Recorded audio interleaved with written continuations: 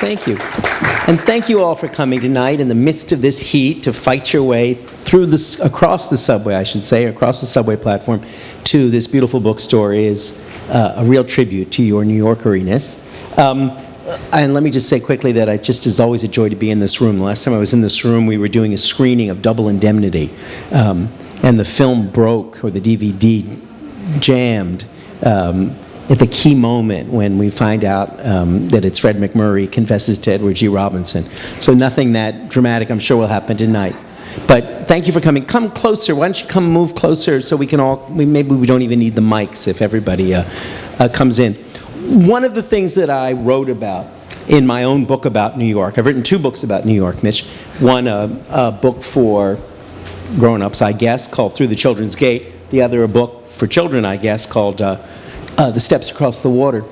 And one of the things I talked about in the grown-up book and Through the Children's Gate is how interesting New York is, how peculiar, how eccentric, how original, because where in most great cities, it's the public institutions that are the keepers of its history. In New York, it's the private places very often. It's the entrepreneurial places. I said in one point in that book that it's the weird stores of New York that keep its heart in place. And Mitch has written a wonderful book about those weird stores and about how they keep the heart and soul of New York intact. And anyone reading through it will see at once, if you're a New Yorker of any affection at all, you will see a piece of your own history passing through here. When I read through it, I was stunned because it starts at the Argosy bookstore, another wonderful bookstore, which I used as the portal to an alternate world in that children's book, Steps Across the Water. Goes through Glazer's, which was across the street from the first basement apartment my wife and I shared 33 years ago. They haven't changed it at all. And many other places. I think to read this book is not just to have a kind of guidebook to a lost New York, but probably will recall to you the New York that you found when you came here. So tell me, Mitch, how did you get the idea, and when did you first come to New York? What was your first experience of New York?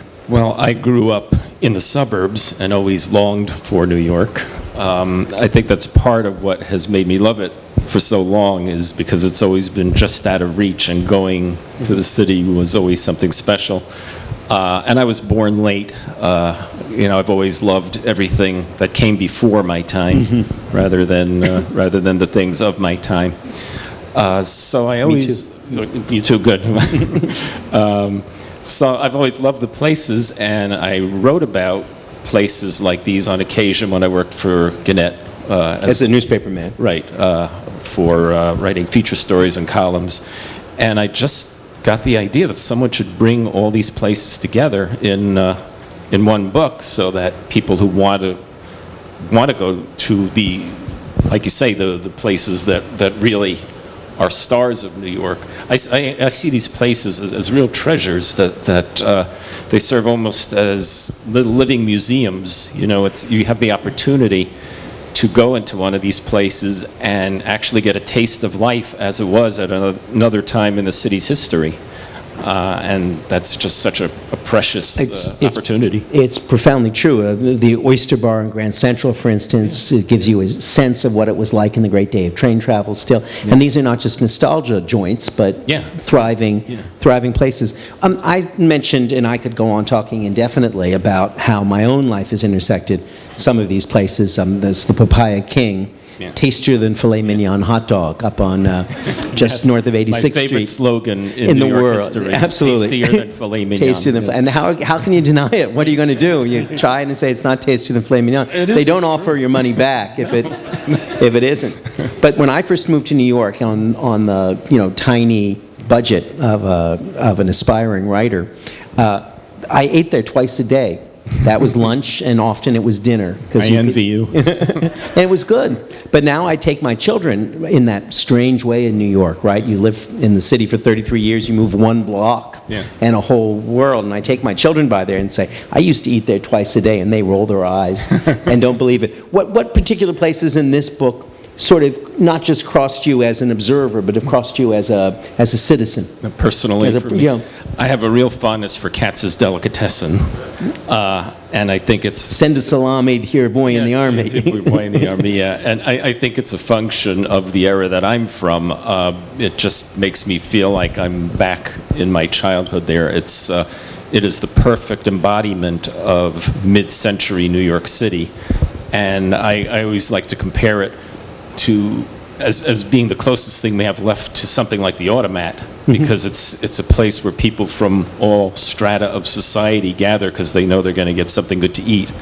And it just, I find it's paradoxical because it's loud and boisterous and crowded, and I hate all those things, and yet I feel soothed when I go there. Absolutely. And, the last time we were at Katz's, and I agree with you, one of the things that makes Katz's magical is when they give you the little ticket. Yeah. That, without the ticket, Katz's would be nothing, right? Yeah. Because the ticket is a pointless ritual, right? I mean, Well, supposedly that's the only way they could figure out to handle both waiter service and cafeteria-style service, so everyone gets a ticket, and they mark off your purchases. But for 35 years, I've been wondering why they gave you the ticket at Katz's. I always thought it was like when singers do this. It's kind of show business, right? I thought there must be some other way they could handle that, and I can't come up with it. So I don't know. But what's those tickets I themselves? am learning so much tonight. Well, those tickets themselves are nostalgic because if you look at the numbers on them, they keep reprinting the same tickets, so the prices go from 50 cents to $4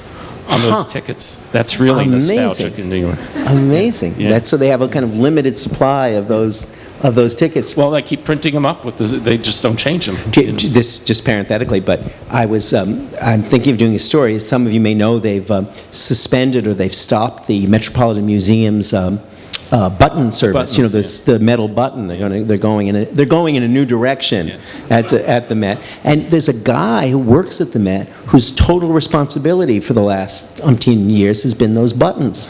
Because if you think about it, he's the only one. He's like the guy at the Academy Awards who knows who won. He's the only one who knows what the color code is for the coming week.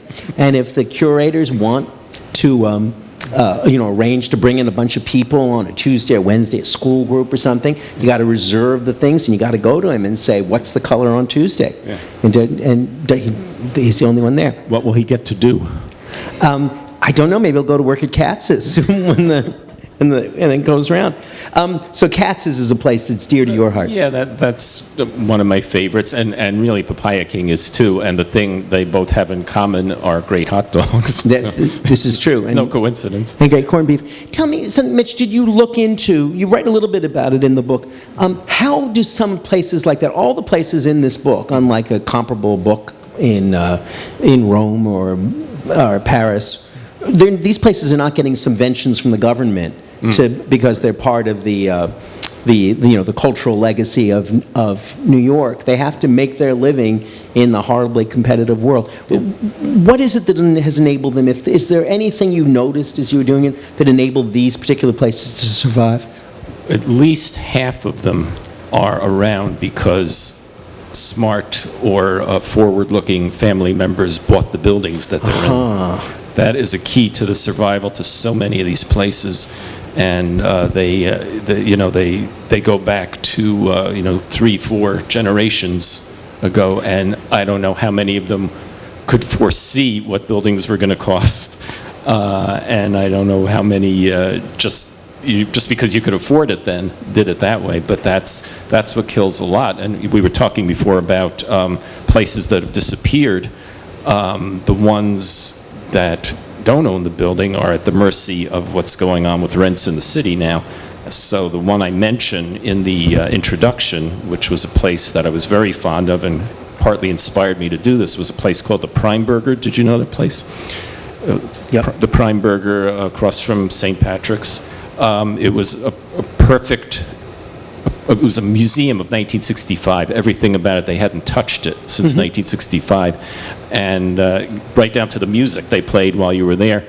And their rent last year, because the building was sold, went from, I think, $10,000 to $60,000. You can't sell enough hamburgers to keep a place like in 1965 or in 2013. Yeah. This is so true. I had not put those two simple things together. So many of the places, the Argosy, Glazers, and so on. These are small buildings owned by the family. The family. These little tiny bakeries would never be there, and that's why most small bakeries like that are gone. That's right. You know. I suspect the Strand too, which is also appropriately here. Right. Here in the book. There must be pressure on a lot of those families, though, to sell the building so somebody can put up 90 stories. They could make a lot, but they love these places are part of their families, and they just love it. They want to keep the it. Cohen sisters who own the Argosy once said to me, I said, haven't you been offered enormous amounts? Somebody said, oh, people want to buy the air rights, and they offer us a lease, but there's always some, tricky detail like 99 years, right? And it's like, you'd think that would be enough time to keep the bookstore, but not for them. Yeah, No. there's been talk about building above Katz's, too.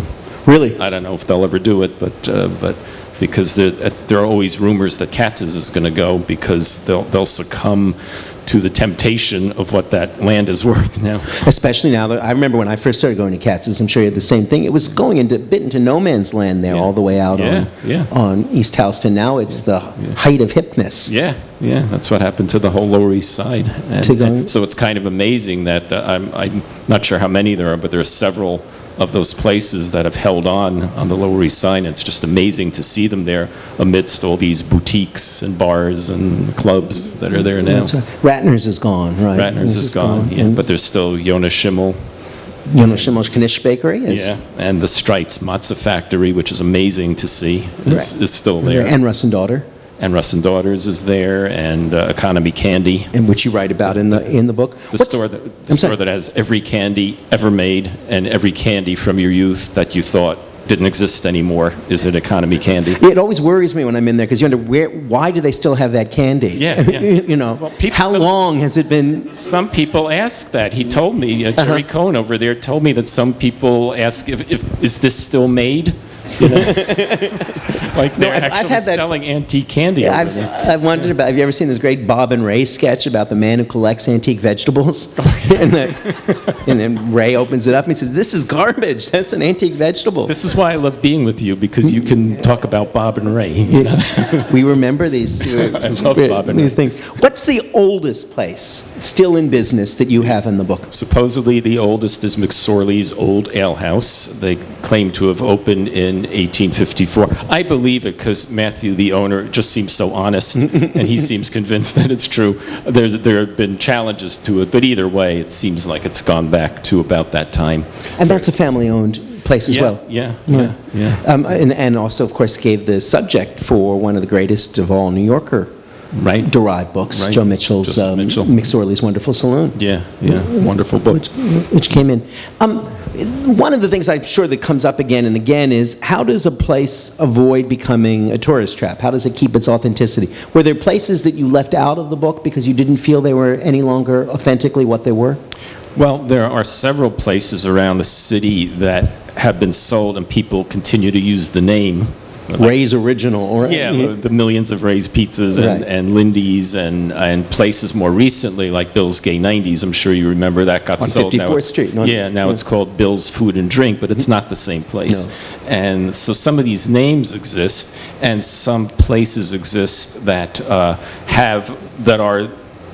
they have a continuity, but they've been totally remade. I wanted authenticity in this book. I wanted it to be a book not just about places that are old, but places that you can actually go to and experience another time, at least in some way.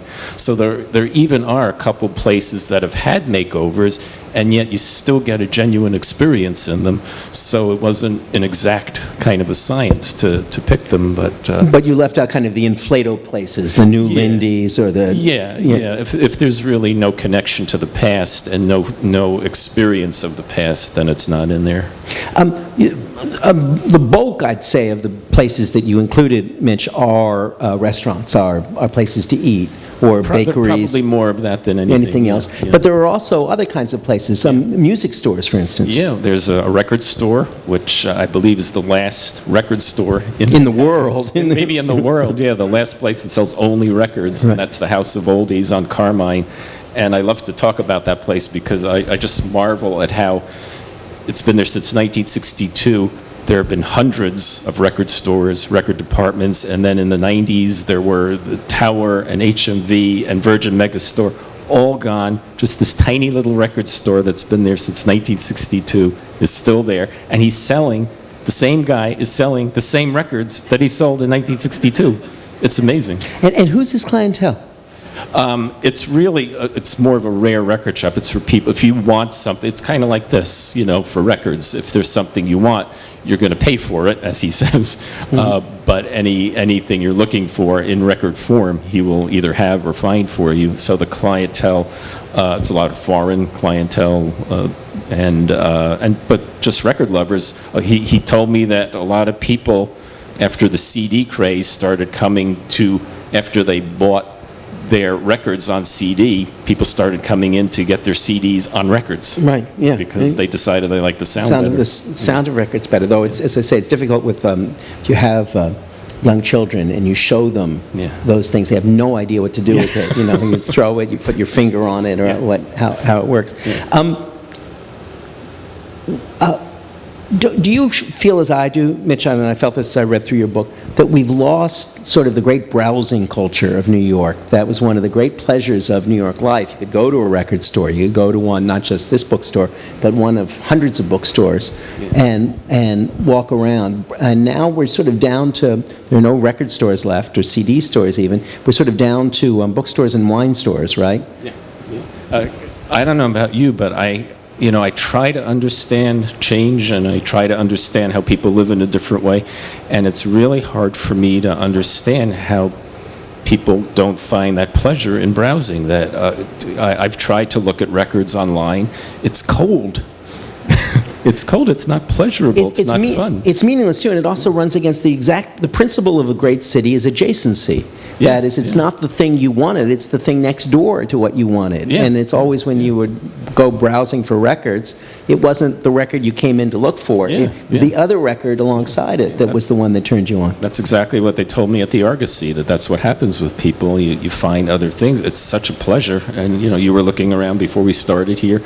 That's what life is about, is discovery and exploring, and I can't understand how people want to part with that, but apparently they do. Now, in discovering vintage New York, are we in Manhattan exclusively here? Yeah, this is just Manhattan. Would you think of doing a sequel in Brooklyn? I thought from the start of including all the boroughs, and it just made sense. I wanted this to be comprehensive, and it couldn't be comprehensive for this first volume because there were more than enough to go around just for Manhattan. So I wanted to start by doing as complete a job as possible. And tell us what was the process? How did you go about compiling the places that you thought were worthy of being included, that were vintage, authentic, still thriving, and significant? Yeah, some of them I knew about, some of them I'd written about, but mostly I walked the streets and looked. I auditioned everything. I went to every place to see what it looked like, see what it felt like. And again, if I felt like it gave you some genuine experience of another time in the city, then it was in.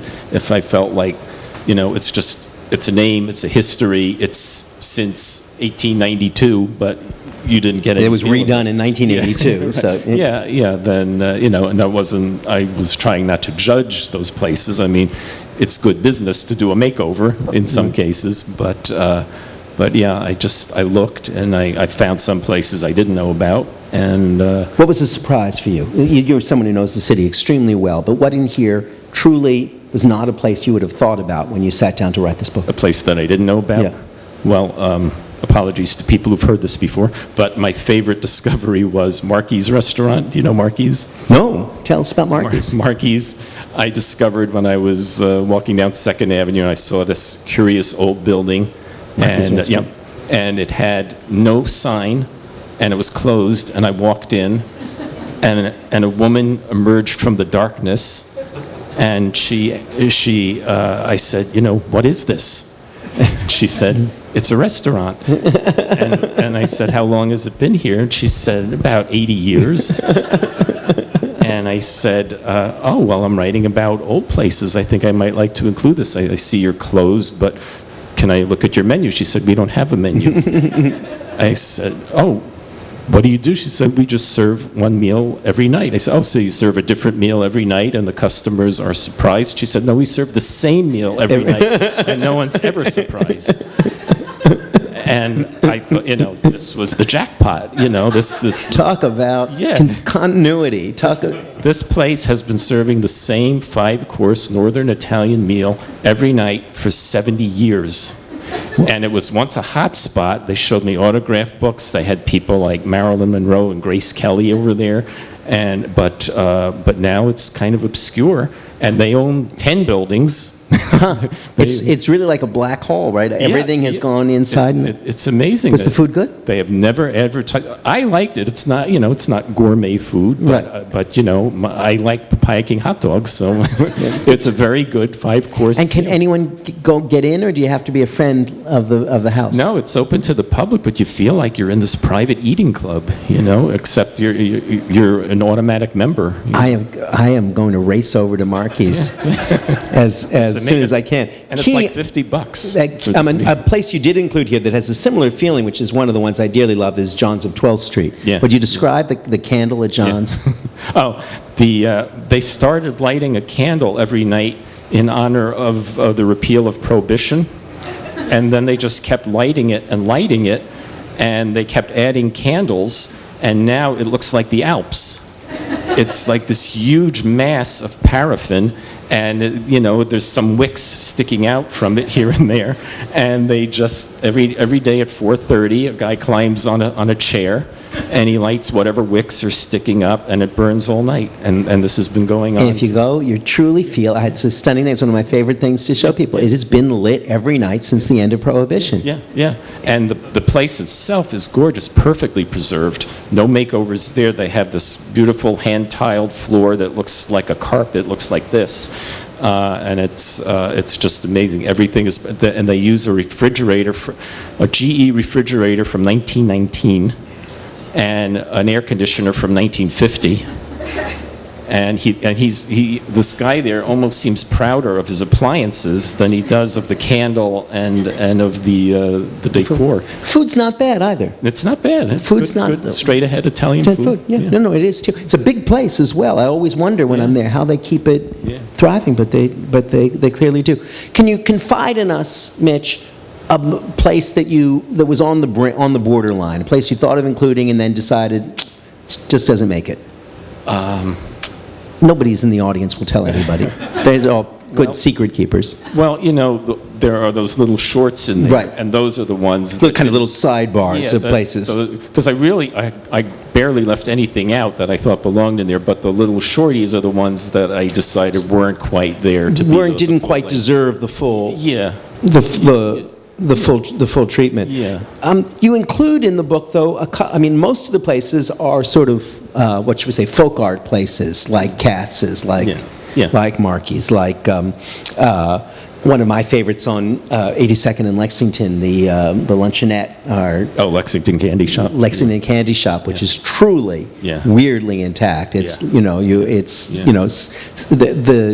the devil will impregnate some woman in that place sometime, because it makes no sense for that place to be as intact as it is. What I hate there is the lottery sign. It ruins everything. Yes, exactly, because it is, if you've never been there, it is truly something out of, it's like a Charles Addams cartoon, because it is simply something from the 1940s that has remained in place. Yeah, and they leave everything, and movies have been shot there because of that.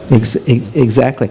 But there are a couple of kind of high-end places you included as well that made the cut. There are a couple like the Oyster Bar in Grand Central, which is kind of runs the gamut. Mm-hmm. But there are a couple of high-end restaurants in here that you included.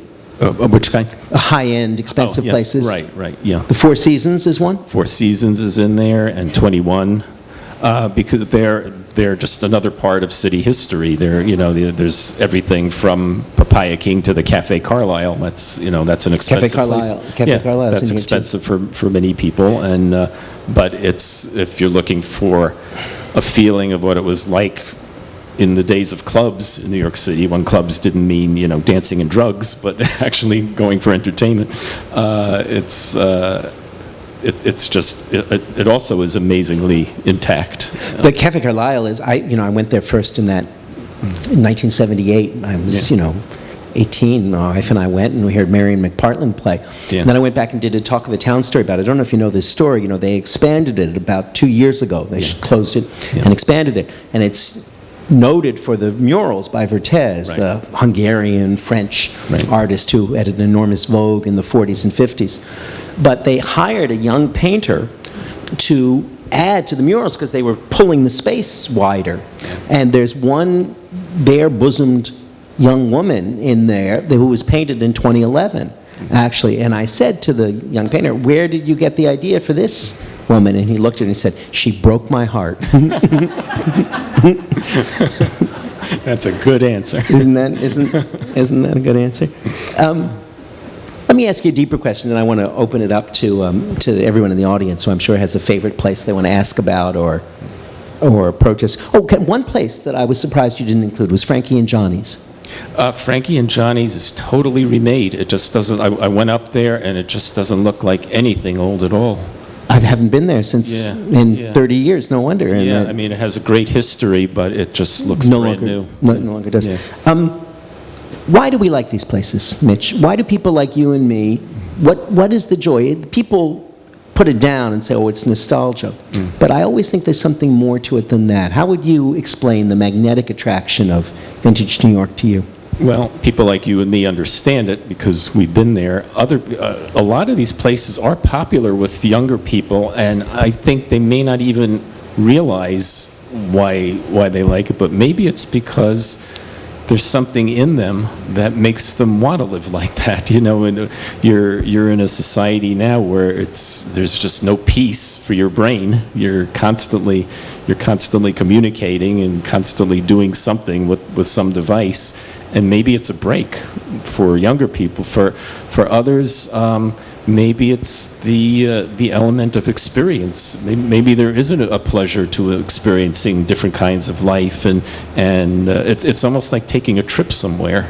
Seeing a different culture, because it is a different culture in time. I think that's all true. And I'm struck too by how much kids do want to take part in. Another thing that comes to my mind is this, as you can see here, is proof that I shop here. This is my favorite place. And these are all books I picked out while we were waiting to start today. And one of the books I picked up that I'm thinking of buying is by this wonderful poet, Randall Jarrell. And he has a beautiful poem. I don't know if anyone in the room has ever read it, called A Man Meets a Woman on the Street. And it's set in New York City. And it's a man spots this beautiful woman from behind walking down Fifth Avenue. And she's so gorgeous that he feels compelled to follow her down Fifth Avenue. And he's gone about 10 blocks, and he's thinking about what it would mean to start a new love affair and leave his wife, when he realizes it is his wife that he's following. And he reflects beautifully. He says, the truth is, though we say we want new experiences and novelty at every turn, the truth is we want the day of our life. We want one good day that we can repeat on and on. Yeah. And the simplest answer is that these places are fun. They're fun to go to. They're an experience you don't get in new places, and things you don't expect if you haven't been there before. I mean, who would expect that candle? The candle at art. There are surprises, and so much of what's new is, without trying to just indict anything that's new, that there's so much that's predictable, so much that's the same and safe, and that's what's going on in a lot of our culture. And these places aren't the same, and they're not safe. Is there usually, and as I said, I want to turn it over to the audience, in your experience of these places, is there usually a kind of presiding genius? Is there somebody who said, I could sell this place or I could remodel it, but God damn it, we're going to keep doing it the same way? That is the attitude of many people, because they feel like if you've been around for 85 years, then maybe you've made it. Others, some of these places have been taken over by corporations, but they understand the value of what they have, and amazingly to me, they're often proud of it. The famous story along those lines is P.J. Clark's, which closed for like a year or so, and everyone was just frightened about what they were going to see. But they just put everything back where it was. They fixed what was behind everything. They fixed it all up and patched things, but they put everything back where it was, and they understood that was of value to them. That was the appeal. I'll tell you just quickly a story. When I first came to New York, my first sort of grown-up job, not a graduate student job, was at GQ magazine. We had a wonderful editor named Art Cooper, who was a true man about town, and he loved P.J. Clark's. He'd go over there. And I said sort of nonchalantly one day, "Oh, are we going over to PJ's?" And he sort of took me aside and he said, "You don't call it PJ's, it's Clark's." And that was a very big deal for people of that generation. That's right. That's right. You have to. There is a language at a lot of these places, and you have to know it to do it.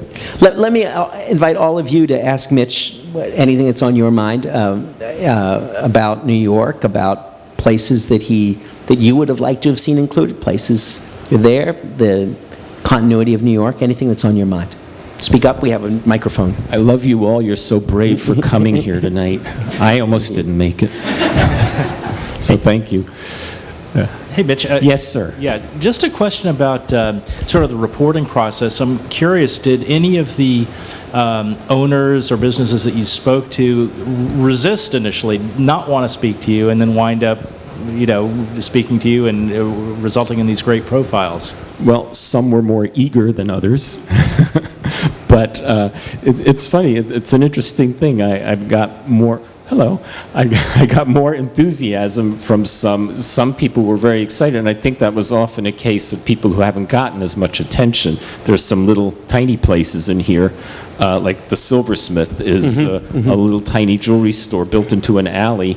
And when this book came out, this woman, it was like the greatest day in her life because nobody even sees this store when you pass by it. She's been there since 1960 making jewelry in a store that, 3 people could fit in. So, when you're writing about 21, well, I think there's been a little bit of press for them, so they don't get as excited. But no one turned me down, and that was very nice because, as I just said, most people are proud of these places and want to talk about them. I think we have another question over here.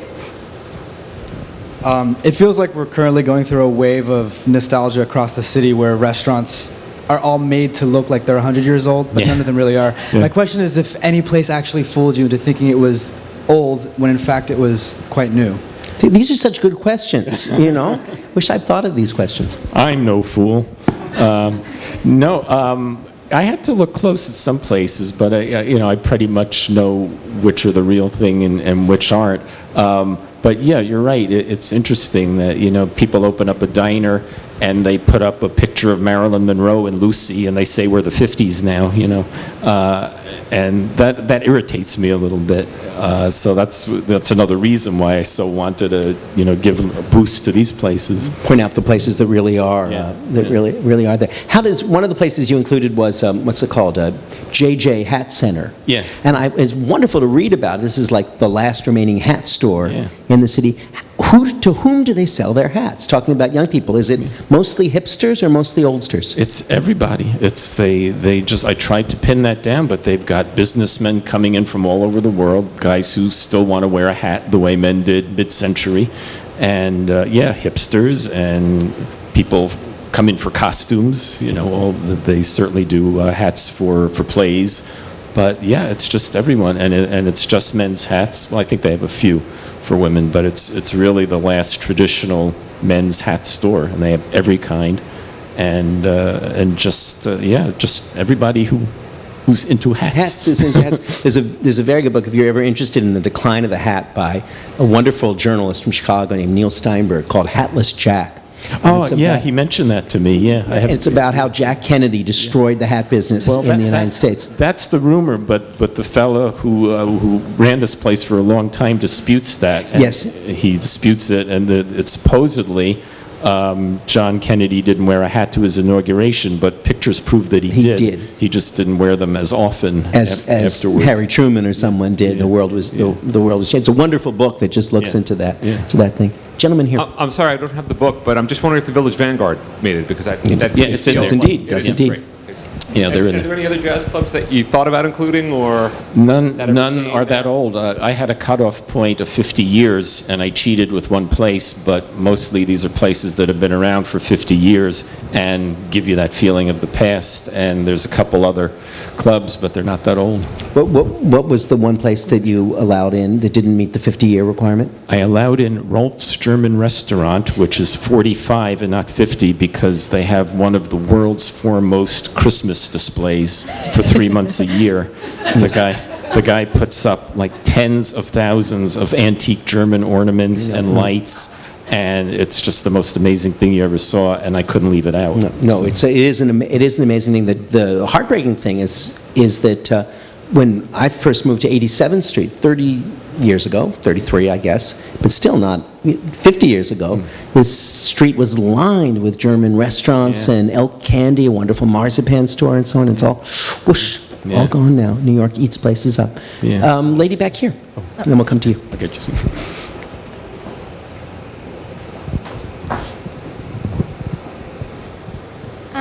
So do you think that you get more of an experience when you stumble upon some of these places? Or do you feel that you still get the same experience when you go into Katz's or the Oyster Bar? Whereas Marky's or the jewelry store in the alleyway. Do you feel like you still get that same experience, either way? Whether you just... Whether you stumble Like the real upon a thrill little- for you was the places you Yeah. stumbled on, or Yeah, that's- do you revere the kind of Yeah. the classics? Yeah, well, that's like finding treasure, so there's a special thrill to that when you find someplace you didn't know about. But I just love going back to the ones I know about, and that's the comfortable kind of pleasure, is going to a place you know and knowing exactly what it's going to be like, because it never ever changes. So, and this gentleman. Carlisle, was it Bevelman's, excuse me. I seem to remember Bevelman's Bar at the Carlisle. Right, And right.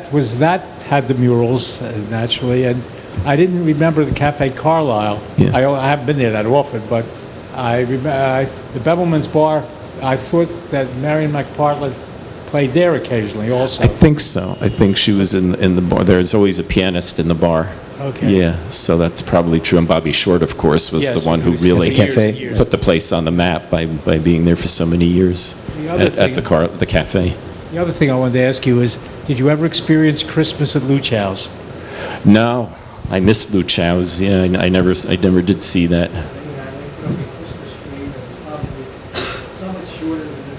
Yeah. That was the Luchas on 14th Street. Yeah. Yeah, that's the kind of place, the losses like that is one of the reasons I did this, was to see how many of these we can hold on to. There are no beer, speaking of Luchas, there are no beer gardens left in New York. Yeah. Not that I know. I mean, the Heidelberg has, well, actually they do have a beer garden at the Heidelberg. Yeah, that's considered the last outpost in Germantown, what was known as Germantown. And they do have a beer garden there, but not the sumptuous kind. I know I mentioned this because if you read, say, Joe Liebling's accounts of growing up in New York and right before the First World War, beer gardens were everywhere. They were a dominant thing. I think we have Someone a else. couple more questions over here. Oh, and then... Hi, I'm Steve Lippman. I was honored to meet Mitch Hi, how last are you year, doing? about a year ago now. You're in the book. I know. I'm in the book, and I'm a Woha person, proudly wearing my $6 shirt. Yeah, nice to see I you. recommend it. And Tell us where... I met Steve Woha at Chinatown. Oh, fantastic. You go downstairs. There's no windows, Right? and the quality of food is great. The quantity, but it's about the people who work there. Yeah. They're incredible. I know some people. There's 2 waiters that are still there from 1970. Yeah. Steve goes back. You go back every year, right? I go back to visit my mother, who's 98 years old. Yeah, and you go to Wohop. I've been there 8 times so far. How many? 8 times in 2 weeks. Yeah. Oh. So, And your picture is on the wall. My 'cause you can- picture's on the Wall of Fame. You can put your picture up on the wall, and you can come sit by it. Right. And There's no more room now, but they did this after in response to 9/11. Yeah. And we handed a picture that my wife took. She's a photographer. But luckily, the guy in charge put it in a frame, because if you don't put it in a frame, it could definitely be defaced. Yeah, they put Women mustaches could have on. mustaches and beards. Yeah. Horns. And they don't change the stuff. They will never, once it's up, they will never change it. So And thanks that- for writing about it. Go ahead. And well, that's another case like P.J. Clark's. They did redo the place. They took all those pictures and hundreds of pictures, and they put them all back up where they were. And So I recommend it for anyone. Terrific. It's Thank really you. fun. Thank you. Thank Thanks you. for coming. One last question? Oh, yeah. Two more. All right, we'll do two more. Well, based on what you've learned, the commonality between the places you've identified in this book, do you care to prognosticate about the future? Is there any place that's new today that in 50 to 100 years is still going to be here? That's interesting. There are places, I was horrified to realize not long ago that when people say nostalgia, they mean 1992. The music of the 80s, they Yeah. talk about that. For some reason, I thought nostalgia would always refer to the 50s, and it doesn't anymore. That's ancient now.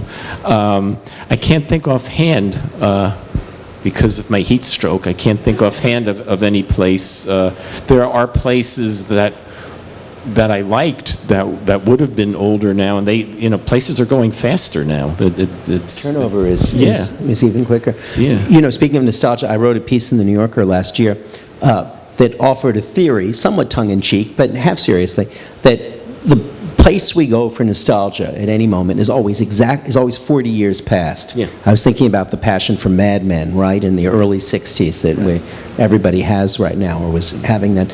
And my theory about that, why should that be? But it's true if you follow it. If you look at most popular movies of the 1940s, they were things like Meet Me in St. Louis, which is set right 40 years before the First World War.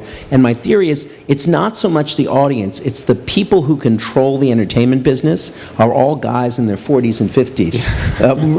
Always, and the time that fascinates you most is time right before you were born. Right. Kind of hard to believe there was a world that existed just before. Yeah. So you're right. It's like 20 to 40 years, and the people in charge bring it back. Exactly. Last question. Yeah, well, first I just wanted to say, your comment about hats made me kind of laugh. Kind of come across this, all these stores are the love for nostalgia that probably the people who run the stores and the people that go there really love. Yeah. So I work at a synagogue on 70th Street, the Spanish Portuguese, and it's one of the oldest institutions in New York, goes back to the 1600s. And one of the things that people there love are these old hats. Yeah. So you'll still go there and see top hats and bowler caps and boaters. Yeah. So they're probably one of the few people who are still shopping at that store. Yeah, they have all of those. They have every kind of hat there. That's what makes it so wonderful. Right. They've got It's really fun. Yeah. And one of the things I love doing is after, say, services on Friday night, walking across Central Park when it's already dark out and you're crossing the 72nd Street Traverse and you see the horse and carriage going by, and you feel like, wow, this must look like the way it looked, 80 years ago, also crossing Central Park. What are you doing at Central Park that late? Walking home after service. All right. So it's okay, it's late. Well, let me ask you, what's the oldest functioning synagogue in the city? So this is it. It dates back to 1654. So Wow. it's really quite old, and the current location or building is from the 1890s.